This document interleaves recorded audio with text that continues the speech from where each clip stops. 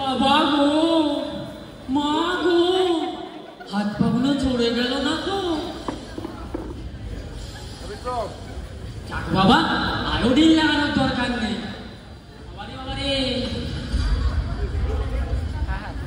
ছোটবেলায় এবার বাদশাহী গোলাপ খেয়ে শরীরটা পুরো গেছে, কিন্তু বুকে বুকে আমার সিংহের মতো না হয়। আর তা না হলে ওই গদি পিসির কর্মী বাক্স খোঁজার কাছে হাত দেবো কেন? গদি পিসির কর্মী বাক্স? ওটা আবার কি? গদি পিসির কর্মী বাক্স জানিস? এক একটা পান্না আছে, এক একটা মোরগের ডিমের মতো, এক একটা চুন্নি আছে, একটা পায়রার ডিমের মতো, মুঠো মুঠো হিরে, গোছা গোছা সোনা। শত শত লোক মারা গেছে রে, রক্তের সাগর নদী বয়ে গেছে, পাপের উপর পাপ চিপে পর্বত তৈরি হয়েছে। সব সব আমি একাই উদ্ধার করবো। তুমি ইঁদুরে ভয় পাও, গরু দেখলে তোমার হাঁটু কাঁপে, আর তুমি উদ্ধার করবে গদি পিসির কর্মী বাক্স? আমার বুকে সিংহ অর্ডার করছে রে। যা, তোকে কিছু বলবোই। ও মামা, রাগ করো না মামা, আমারই বোন। ও মামা, রাগ করো না, এই নাও লেমনের খাও।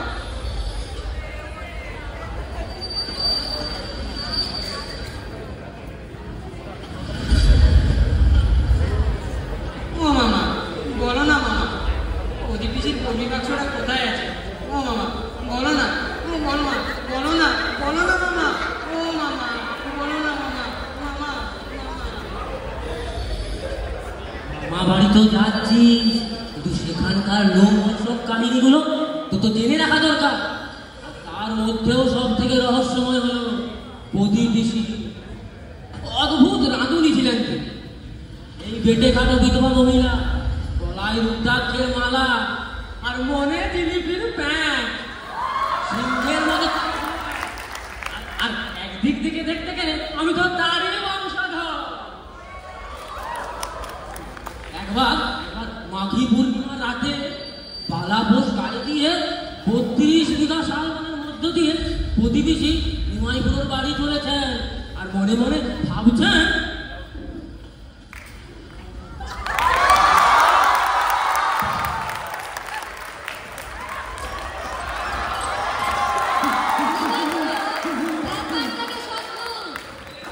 জঙ্গলে একা থাকেন, মেলা সাঙ্গ পাঙ্গনি, তারপরে চন্দ্র সিন্ধুতে চিত্তির করে, আর কথায় কথায় বলে এদিকে বিধান দেখো, আবার গান ধ্যান করে, কিছু বললে বলে সবই ভগবান। এত লোক থাকতে যে ভগবান কেন ওকেই দয়া করে, সেটা ভাববার কথা। এইসব ভাবছেন, হঠাৎ করে কালো ধুতি পরা, লাল পাগড়ি বাঁধা, লাল লাল চোখ করে ডাকাতের দল গরুর গাড়ি ঘেরাও করে।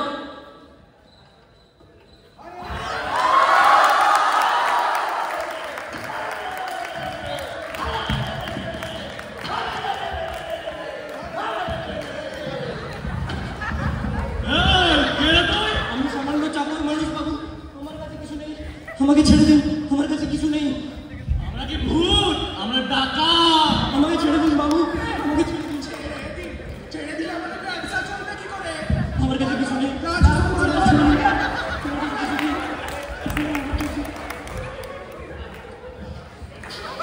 আরে এ কি? এ তো শুধু নকশির কৌটো। নসির কৌটো? সালাতে ভিখারির বাচ্চা নাকি রে? মান সম্মান নেই তোর? সব করে নে। আরে এই তো 7.5 আনা, আরে এই তো পানের কৌটো।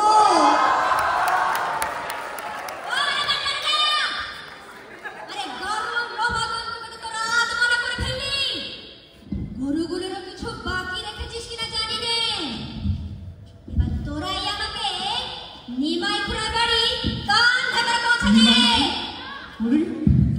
ছাছা পিসিমা ছাছা, নিমাইপুর। এবারে আমরা তার কুটুমকে ধরেছি, নিমাইপুরও আমাদের পিঠের ছাল তুলে দেবে। আমাদের গর্দন কেটে নেবে পিসিমা। তুমি কিছু চিন্তা করো না পিসিমা, আমরাই তোমাকে নিমাই খুড়োর বাড়ি পৌঁছে দিচ্ছি।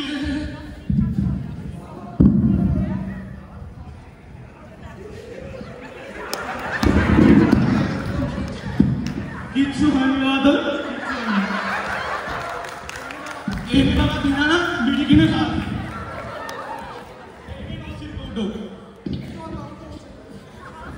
এসব দিদিমা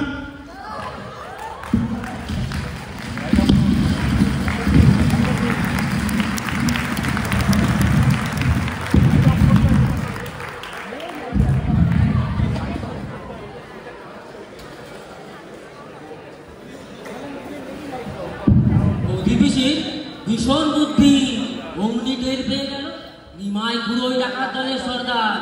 খুড়োর বাড়ি পৌঁছে চোখে চোখ রেখে দাঁতে দাঁত ঘষে বললে,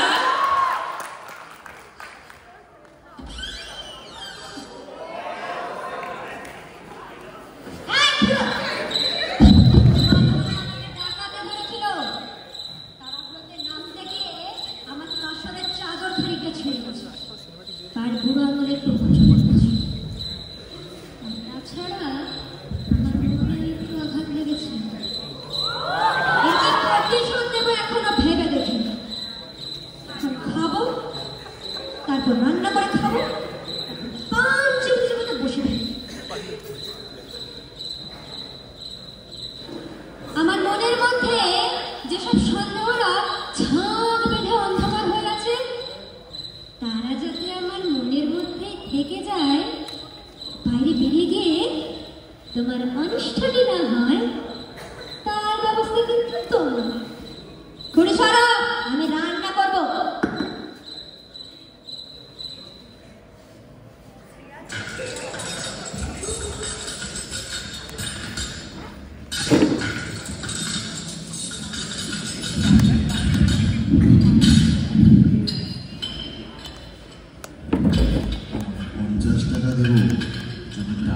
খবরটা কাকে নেওয়া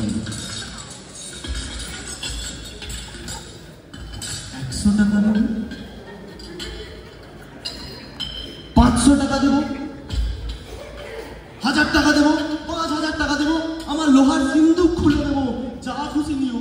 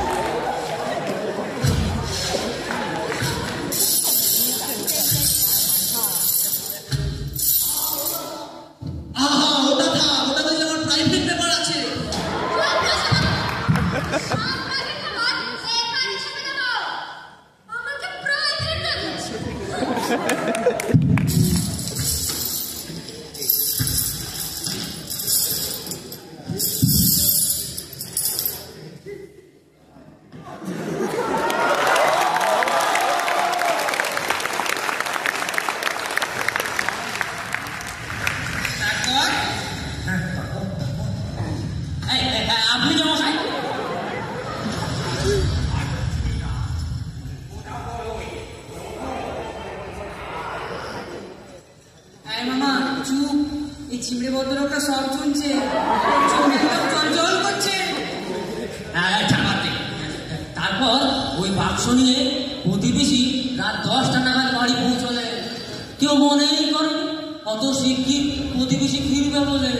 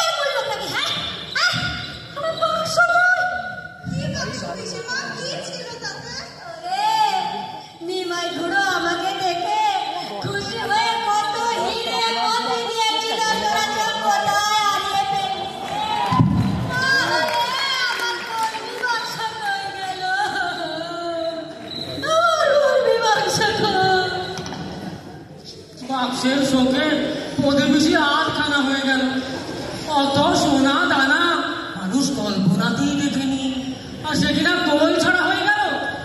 তারপর শোক কাটতে না কাটতে প্রতিবেশী এই রমাকান্তকে নিয়ে আবার নিমাই খুড়োর বাড়ির সন্ধানে চললেন, যদি কিছু পাওয়া যায় ওই আশায়। কিন্তু সেখানে গিয়ে দেখে ওই বাড়ি হাওয়ায় উড়ে গেছে, বুনো শিয়াল আর হুতুম পেঁচা রাস্তা না। তারপর কত বছর কেটে গেল, সবাই বাক্সের কথা ভুলে গেল, কেউ আবছা মনে রাখলো। তারপর অনেক বছর পরে প্রতিবেশী দুর্গা দুর্গা, তারপর মরার আগে ঠিক করে হেসে বললেন,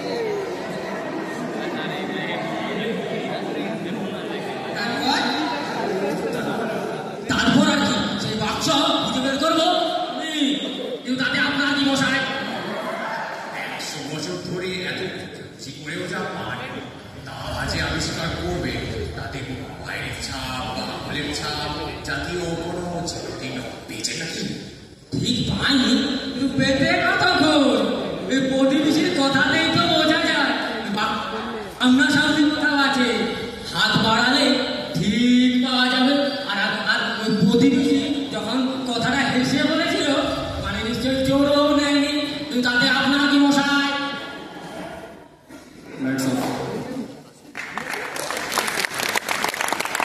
নামার পর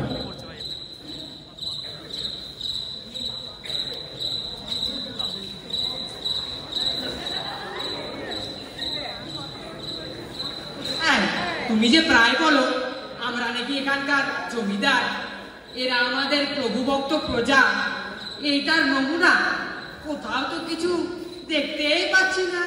আমি তো ভাবলাম কোথায় আলো জ্বলবে, বাতি বাজবে, মালা চন্দনের টিপ করিয়ে আমাদেরকে চতুর্তলায় চাপিয়ে মামা বাড়ি নিয়ে যাবে, তারপর গরম গরম লুচি। বিপদের মতো অন্ধকার ঘনিয়ে আসছে, নিশাচররা যাদের পিছু নিয়েছে তাদের মধ্যে নিজেদের মধ্যে ঝগড়া করলে চলে? হ্যাঁ, মুখ থেকে হৃৎপিণ্ড উঠে নিল, ওই বাক্সের কথা মুখে আনবি না।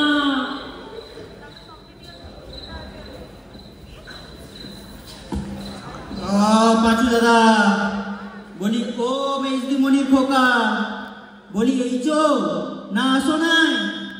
ঘনশ্যাম এলি, বাঁচালি বাবা।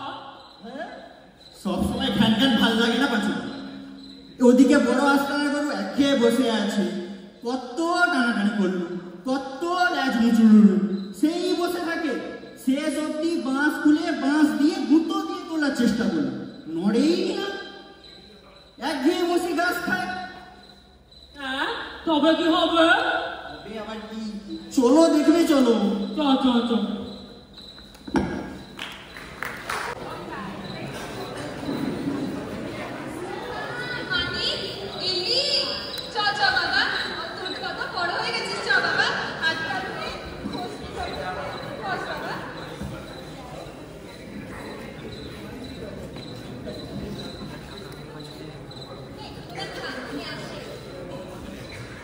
ও পাঁচু, তোমার আবার কি হলো?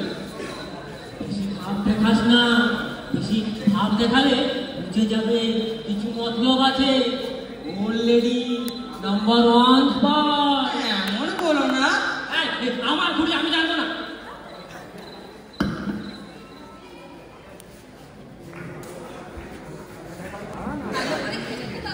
হ্যাঁ দিদিমা,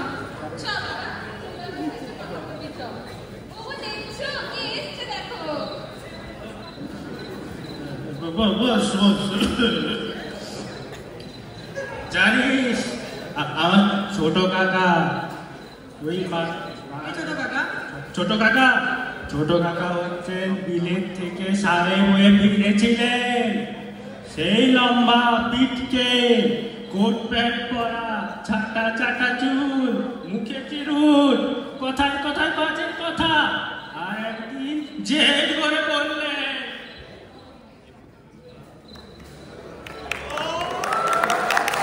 আমি মেয়ে মানব, বিলেতে সব ঠিক করে রেখে এসেছি। এই দোতলা বাড়ির সবার লাগোয়া একটা বাথরুম বানাবো, বড় বারান্দাটা তো আছে। এই কোণ দিয়ে ঘোরানো একটা লোহার সিঁড়ি বানাবো, মাথায় পাগড়ি দিয়ে জমাদাররা উঠা নামা করবে, নইলে মেম আসবেন না বলেছে।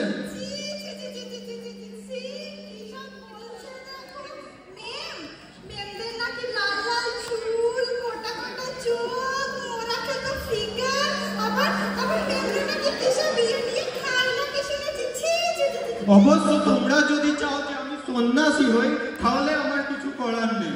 বলো তো নাগা সন্ন্যাসী হই, মেমেরও দরকার নেই, জুতোরও দরকার নেই।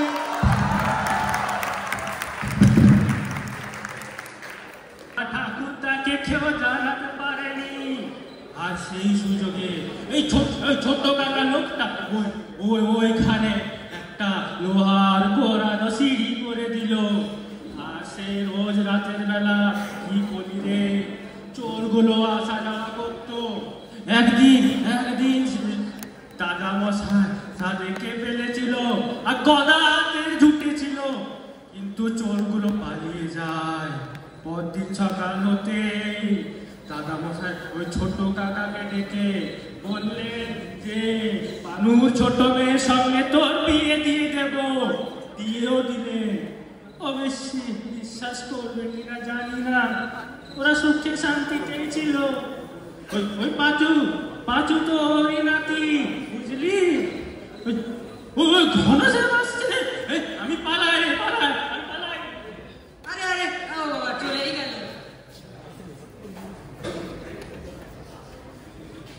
সেদিন রাতে ভাগ্নে ঘুমোতে ঘুমোতে স্বপ্নে প্রতিবেশীর দর্শন পেল।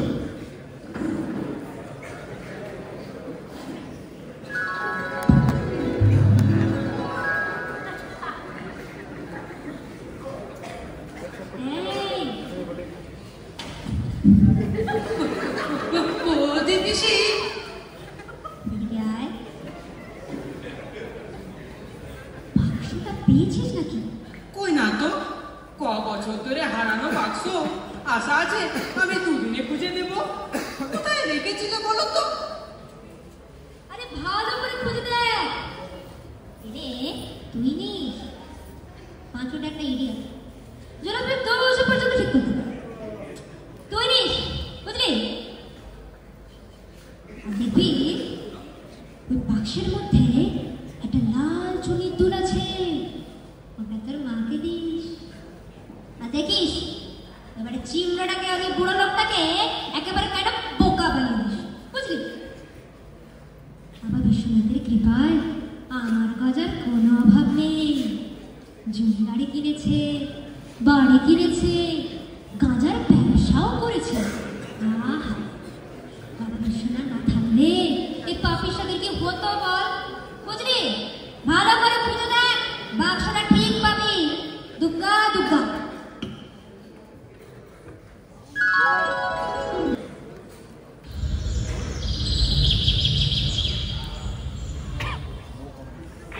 আরে কি অদ্ভুত স্বপ্ন!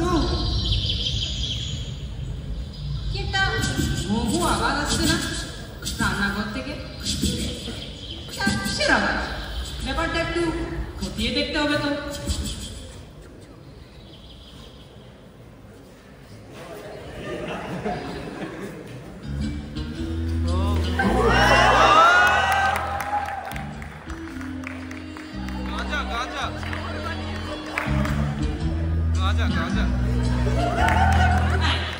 তোমার হাতে ওটা কি? আর ওই লোকটা কে ছিল? কোন লোকটা তোকে বাবু?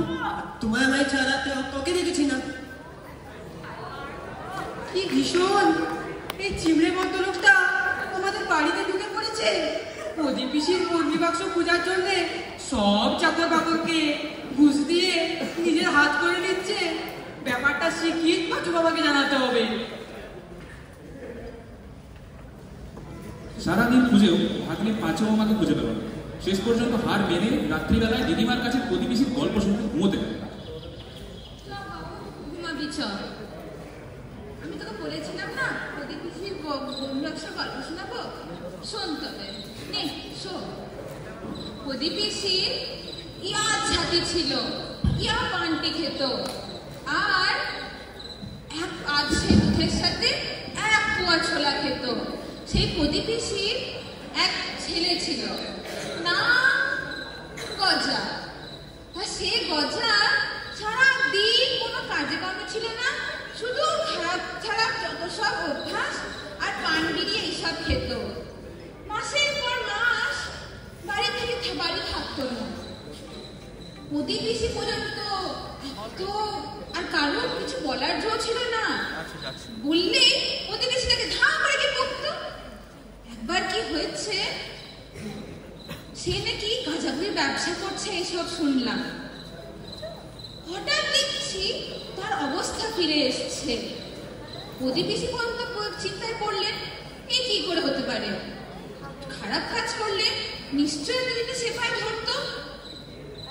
আমার শুয়ে পড়লি, ঠিক আছে বাবা শো, আমি আসি, পড়ে আছে।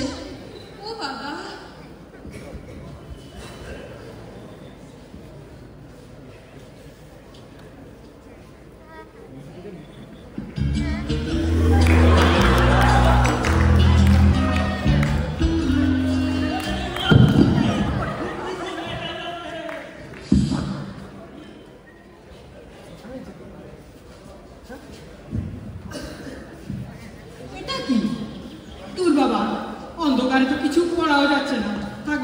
সকালেই পড়ব।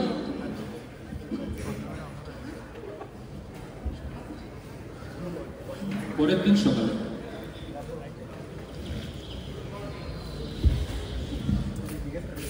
আমার কাগজটা কোথায় গেল? ও, এই তো সেই কাগজ। শ্রীযুত বিপিন বিহারী চৌধুরীর কাছ হইতে 200 টাকা পাইলাম। সা নিধিরা সর্দার, সব অনুসন্ধান গোপন রইবে। কিসের অনুসন্ধান? সেও দাদা মশাই ওই চিমড়ে লোকটাকে 200 টাকা কেন দিতে চান, ব্যাপারটা পাঁচু মামাই ভালো করে বলতে পারবে। ও মামা, তোমার আবার কি হলো, হয়তো ভাবাচ্ছ কেন? খেমতি পিসি এসেছে। কেমতি পিসি? ওটা আবার কে? প্রতিবেশীটা থেকে। এই ওইসব তুচ্ছ ব্যাপারে কান দিও না তো। এই দেখো, স্বয়ং দাদা মশাই কোন চক্রান্তের সাথে জড়িত আছে এটার প্রমাণ।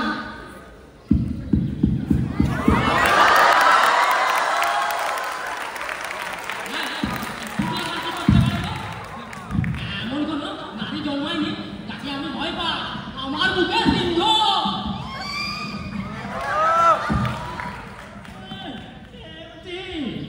তুই আবার এখানে কেন? কেন তুমি বুঝি না তো অসুবিধা হলো বাবা?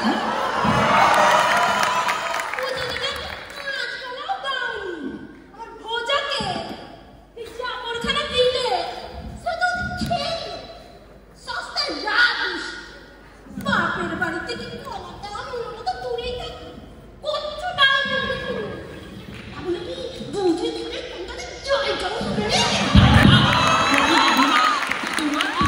আমার বাড়িতে তোমার কত জায়গা।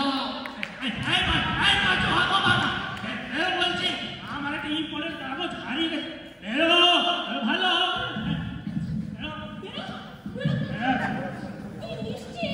আমার সুটকেস থেকে বাড়ির নকশাটা চড়িয়েছিস, তোকে আমি সার্চ করবো। বেরো বলছি। যদি না বেরিয়েছিস আমি তোদের শীতেই সার্চ করবো।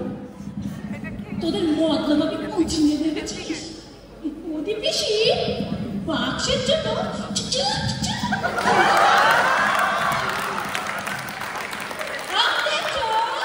ওই বাক্সে আর কারোর অধিকার নেই। স্ত্রী দাম আমি পাবো। তুই পাবি মানে? তো ভজার পেটে ঢুকবি। আমি আইন পাস করেছি তা জানিস? 200 টাকা খরচা করে ডিটেকটিভ লাগিয়েছি।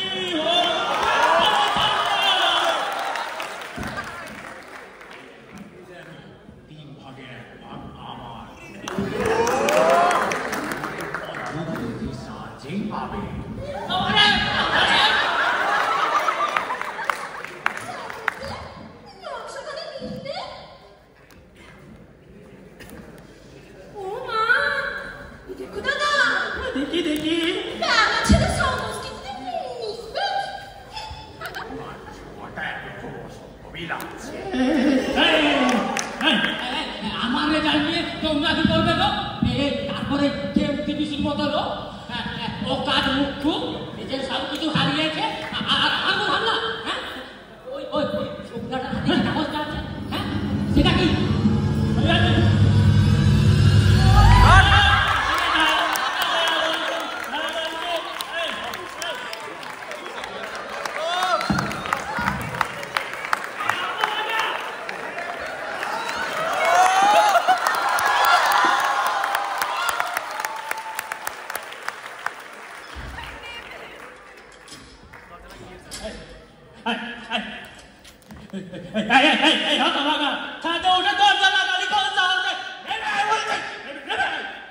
আমি নামছি না, দরকার হলে 3টা কেন, রাতটাও এখানে কাটিয়ে দেবো। ভালোই হয়েছে বাবা, দাদা মশাই এই সিঁড়ি কেটে দিয়েছিল, এরা তো আর দেয়াল বেয়ে উঠতে পারবে না।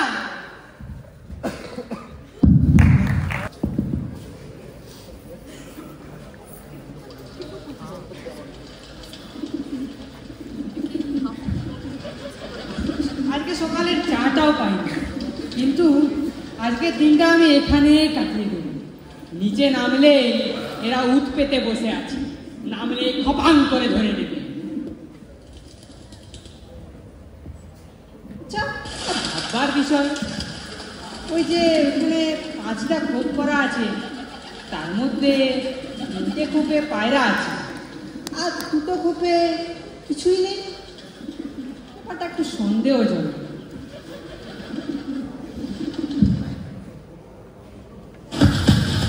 ওরে বাবারে, ওরে বাবারে, ওহো। এমা, এটা কি? ইতি শ্রী গজার একমাত্র আশ্রয়?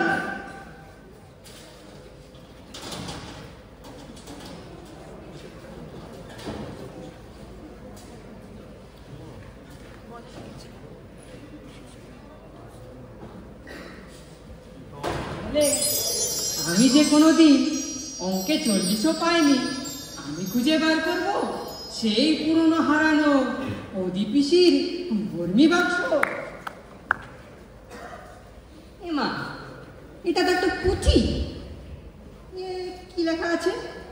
ইতি, এসব পড়ার সাথে আমার নেই। আর এই তো সেই বাক্স, দেখি এতে কি আছে। এ মা, এই তো সেই মুক্তোর হার, বালা, আর এই সেই চুনির কানের দুল, যেটা প্রতিদিন স্বপ্নে এসে আমাকে আমার মায়ের জন্য রাখতে বলেছিল। এটাকে পকেটে পুরে নিই।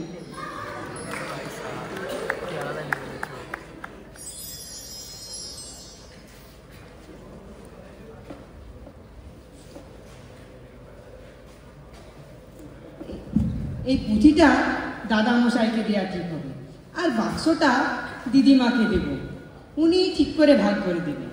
অধিপিসির বর্মি বাক্স যখন আমি খুঁজেই পেয়েছি, তখন আর আমার এদের উপর একটুকুও রাগ নেই। যাই, এটা দিদিমাকে দিয়ে আসি।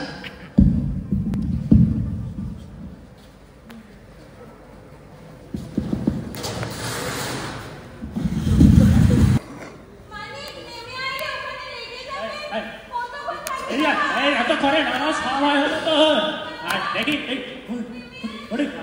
দেখি দেখ। আরে এ তো আমার বাবার অধিপিসি বোন মণি পিসির বিয়ের আসর থেকে হারিয়ে যাওয়া পুঁথি। তুই কোথায় পেলি রে? পুঁথি হারিয়ে গিয়েছিল বলে পুরোহিত মশাই ভুলভাল মন্ত্র পড়েছিল, তাতে বই ছিল না তো, আর তার জন্য কি ঝামেলা পিসি আর পিসে মশাইয়েরও দেখার মতো। কি আছে?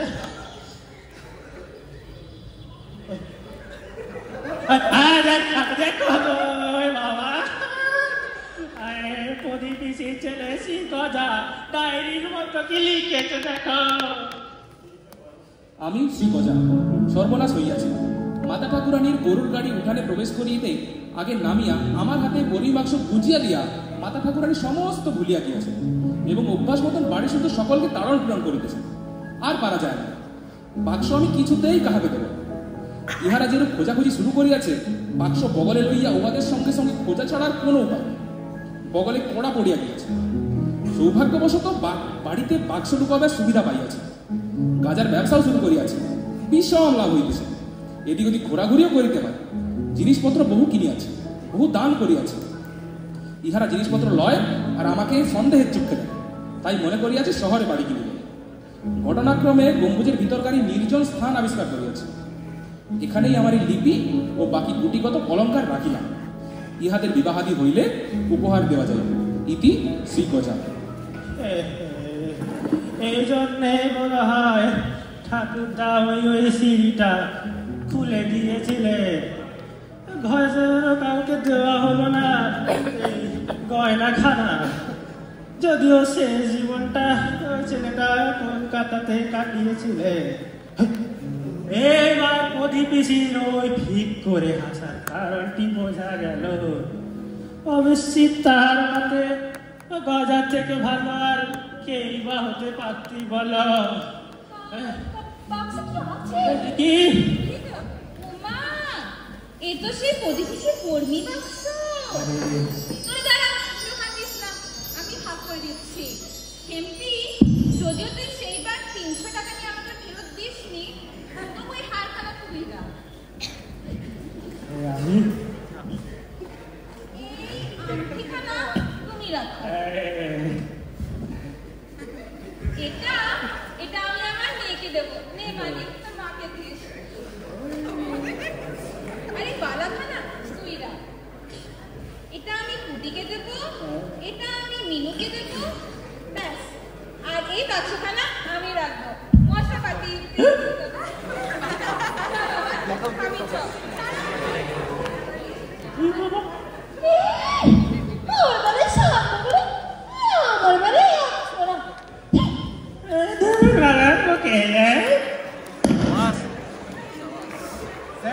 আমার 200 টাকা